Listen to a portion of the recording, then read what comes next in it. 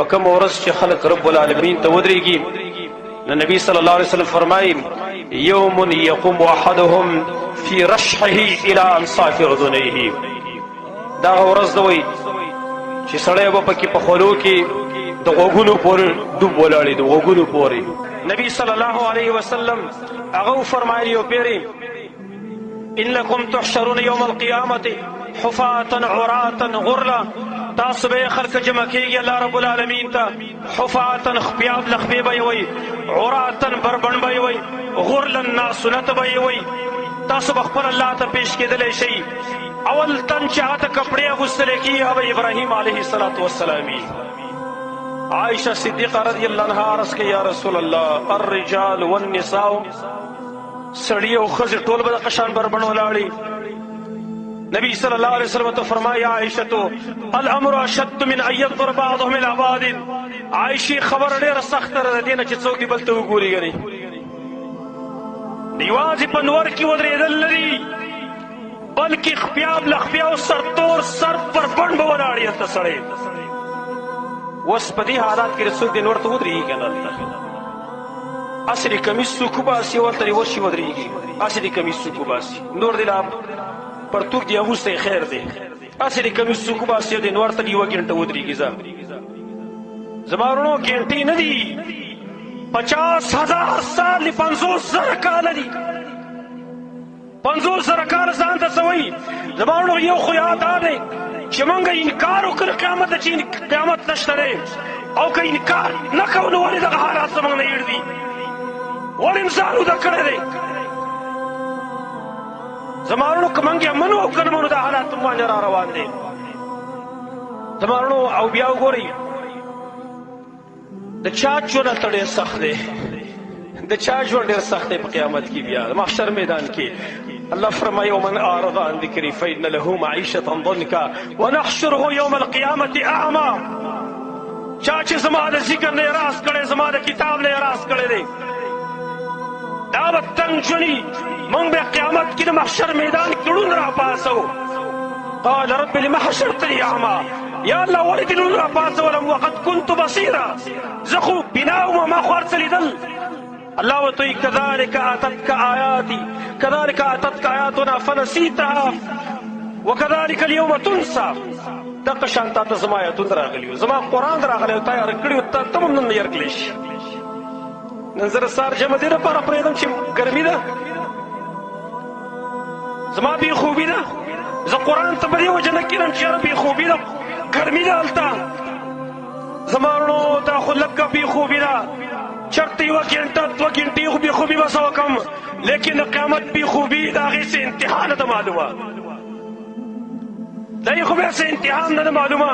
نو سړی په سخته کې بیا دومره یو حدیث کې راغلی دی چې جهنمیان به دومره ډېر وجاړي چې وایي که د هغې په اوښکو کې کښتۍ روانه کړلی شي نو هم به روانه شي او اوښکې به ختمې شي نو په اخره کې به بیا وینې را روانې شي د دې سترګو نه. دغه سخته بار ولې دې وجه نه باید سلفه به ویل تهجد باره کې به هغې ویل موږ خو یو تهجد درکنار سهار مانځه ته څوک نه راپاڅېږي. سهار مانځه کې چې وګوري په حسابه یو څو کسان ولاړي ټوله شپه به میچ ته شوګیر کړي د کرکټ میچ ته به شپه شوګیر کړي. سهار به زما د الله مسجد او د الله کور دا به خالي پروتي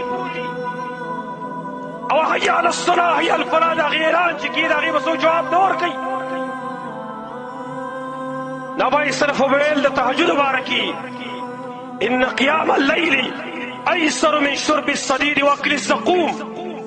ګوره یاد لرئ نن د شپې پاڅېدل آسان دي د دې نه چې په جهنم کې به یې سړی ویني زه به د زخمیانو اغس کي او زقوم ور هلته بیا خوري د هغې نه نن د شپې پاڅېدل الله ته آسان دي. ولې زما وروڼو نن دا لږه سخته به تېره کړو لږه سخته نو انشاءالله هلته بیا الله مو ته سولی راکړي. نو په خپله باندې اندازه ولګوئ زما وروڼو چې نن دا لږه شانته ګرمي ده موږ کمزوري خلک یو واقع د دعاګانې به وکړو د الله نه چې الله بارونه وکړي ومانې لیکن مقصود عبرت اخیستل دي چې موږ یې عبرت والو. نبی صلی الله علیه وسلم بیا فرمایلی دي یو حدیث کې راغلی امام احمد مسند کې نقل کړی دی نبی صلی الله علیه وسلم شام طرف ته اشاره وکړه، شام طرف ته بل هاونا تحشرون، هاونا تحشرون، هاونا تحشرون. دې طرف ته تاسو راجمع کېدلی شئ ځکه شام زمکه د محشر میدان دی. او څنګه راجمع کېږي؟ رکبانا ومشاتا وعلى وجوهکم. څوک به په سورلو باندې سواری، څوک به پیاده رواني محشر میدان ته، څوک به په دې مخ باندې رواني، په مخونو باندې به رواني. تأتون یوم القیامة على افواهکم الفدام. تاسو به الله ته پیش کېدلی شي په ورځ د قیامت باندې ستاسو خولې به بندې وي، خولې به بندې وي د خلکو. اول ما یعرب عن احدکم فخذه. اول چې گویا کی په ورځ د قیامت باندې اول د محشر په میدان کې د رب په مخ کې د انسان په اندامونو کې چې اول گویا کېږي فخذه، د ورون به گویا کېږي، ورون د ورون به خبرې شروع کړي اول په ما ادا کړي، په ما ادا کړي. بیا به ناباقي اندامونه الیوم نختم علی افواههم وتکلمنا ایدیهم وارجلهم. الله وایي نن به موږ د دې په خولو باندې مهر وهو، زموږ څه به د دې لاسونو د دې خپې خبرې کوي په هغه عملونو چې دوی کړي دي.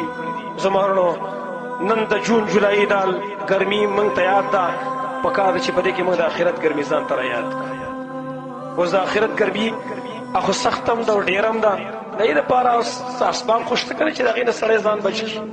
نو نبي صلی الله علیه وسلم په یو حدیث کې اووه قسمه خلک ذکر کړی دی چې دا به د عرش د سوري د لاندې ناست دي. او بعضې حدیث کې نور راغلی دي نو په ورځ د قیامت د عرش د سوري د لاندې چې دا به یخ سوری د رب العالمین عرش دی، د دې د لاندې به خوش قسمته خلک ناست دي. دا به څوک دا خوش قسمته خلک په ورځ د قیامت باندې چې د عرش د سوري د لاندې ناست دي او د دغه ګرمۍ نه بچي، دا به څوک ان شاء الله تعالی. د دې بیان به آینده جمعه کې وکړو چې کوم خلک وایي چې په ورځ د قیامت به د عرش د سوري د لاندې ناست دي. الله رب العالمین دې موږ د قیامت د ګرمۍ نه محفوظ وساتي. الله دې موږ د خپل عرش د سوري د لاندې ځای راکړي. اقول قولي هذا واستغفر الله لي ولكم ولسائر المسلمين.